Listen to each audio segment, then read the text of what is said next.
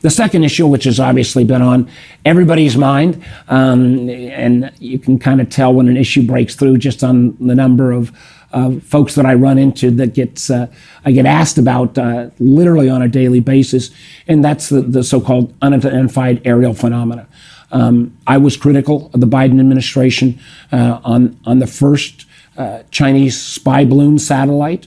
I understand concerns about, debris from shooting down a satellite earlier, but I felt the fact that it was basically allowed to float across the totality of the mainland of America, that the Chinese Communist Party would have never allowed an American spy satellite to float across China. So we took that down. We have done a good job of recovering some of those, some of the component parts, and there is now a deep intelligence analysis going on.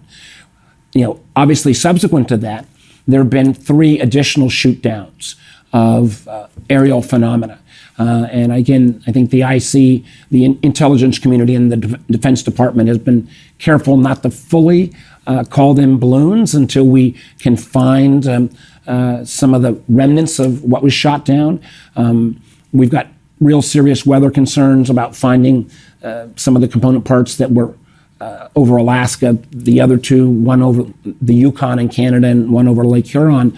I'm hoping that we will get those, find some of the remnants as soon as possible so that we can again make clear what at least I'm betting, that these were simply weather balloons or other commercial balloons put up, that there does not seem to be any evidence to date. And let's again, we got to collect first before we can make a final conclusion, but that there was any kind of threat to America from these other objects. I will point out, and this is something that we saw a lot of unidentified aerial phenomena, what we used to call UFOs, we now call UAPs, but we saw a lot of this activity for a number of years off the coast of Virginia, candidly off of Norfolk, where our naval base is.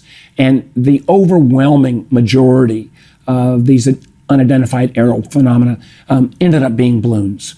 One of the things that it raises a policy question is we just don't have a very good system of, if somebody, even if it's a science experiment coming out of a university and they launch a balloon into the sky, we don't have a great system of both notifying the FAA, and even if you do notify, how we continue to monitor some of these entities that literally float with the wind. So this is again an area where I think we're going to need to improve not only our kind of surveillance, but also have better rules of the road. And it's something I'm looking into. I just, matter of fact, put together a bipartisan bill with Senator Thune from South Dakota on a smoother process for drones and how we can authorize drone usage beyond visual line of sight. We've got to make sure, again, that we protect people's privacy, but there are lots of